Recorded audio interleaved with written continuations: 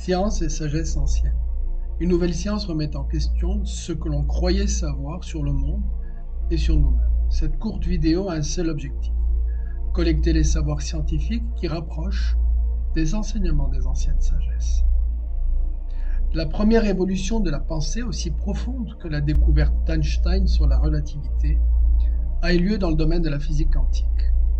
Les pionniers de la physique quantique ont examiné le cœur même de la matière et ont été stupéfaits par ce qu'ils ont trouvé. Les atomes, entités élémentaires, sont presque entièrement composés de vide, et ce vide contient une énergie qui fluctue. Alors si la majeure partie du volume de l'atome est principalement vide et que ce vide est rempli d'une énergie microscopique, alors c'est que nous ne sommes pas seulement le fruit de réactions chimiques, mais aussi des charges d'énergie. La première pierre est posée. Nous sommes des êtres énergétiques. Mais comment se manifestent ces énergies? Prenons une illustration simple qui parlera à tout le monde. Nous avons tous entendu parler de l'effet placebo.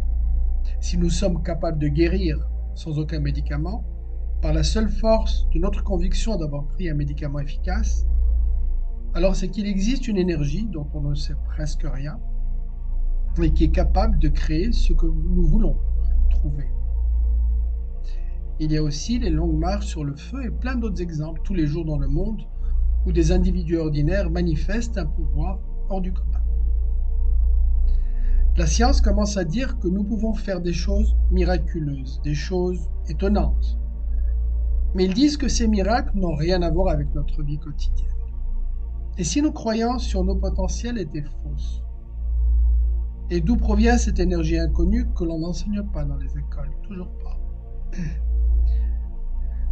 Les recherches actuelles tendent à montrer qu'il existe un vaste champ d'énergie qui relie absolument tout, comme un immense réseau Internet invisible qui s'étend au monde et à l'univers tout entier.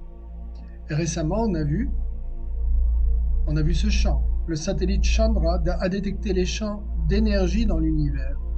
Ce champ, que certains appellent matrice de l'univers, pourrait matérialiser le concept d'unité. En tout cas, il s'en rapproche. Élément principal des trois religions monothéistes et de nombreuses sagesses anciennes. Un champ d'énergie. Et quelle est notre interaction avec cet immense champ? Les récentes découvertes sur le cœur fournissent des éléments de réponse. Dans les années 90, le docteur Armo a montré que le cœur contenait un réseau sophistiqué de neurones. Si le cœur contient des neurones, alors il n'est pas une simple pompe.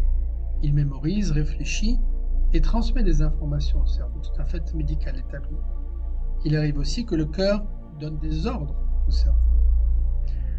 Alors il faut bien voir une chose, cette caractéristique du cœur qui réfléchit et qui retient est aussi un élément central des Écritures. On a un second rapprochement.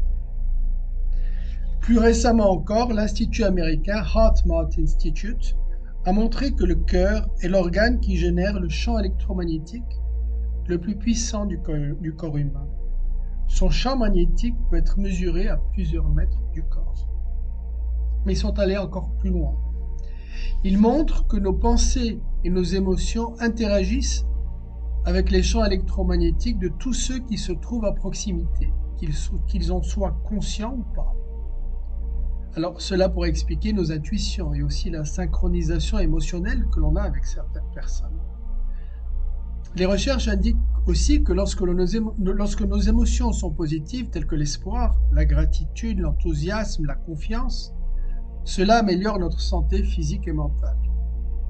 Les émotions positives réduisent le stress, renforcent notre système immunitaire et améliorent notre santé cardiaque. Lorsqu'il éprouve des émotions positives, le champ électromagnétique du cœur devient plus cohérent et harmonieux.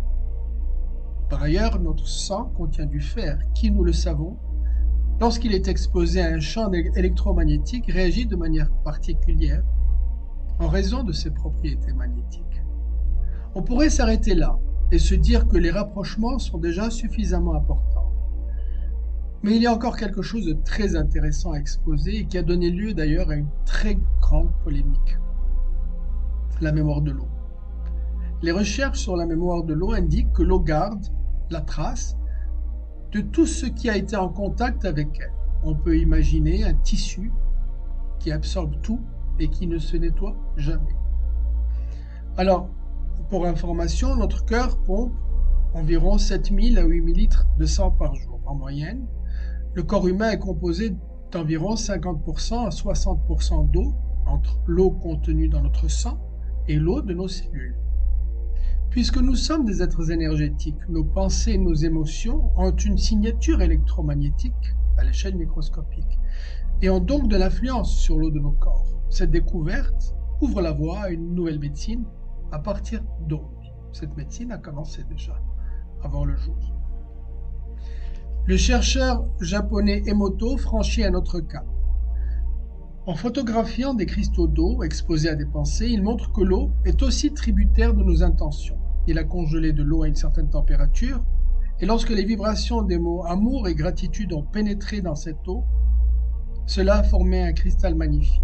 Au contraire de cela, les émotions négatives forment des cristaux de glace difformes. Nous trouvons à présent une explication possible à la tradition des eaux bénites et de l'intérêt de distribuer cette eau à ses proches. On comprend mieux à présent pourquoi il est important de maîtriser nos sentiments et nos émotions, de maîtriser aussi nos paroles. Les mots sont importants. Ils changent les vibrations et l'eau, elle l'entend.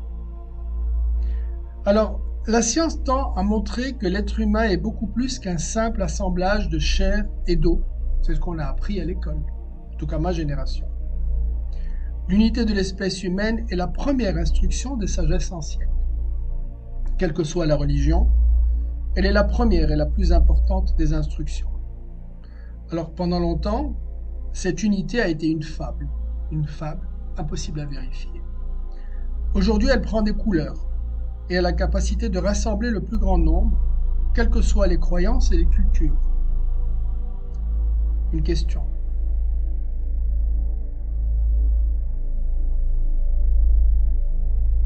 Quel serait selon vous le pouvoir de cette unité si elle se réalisait ?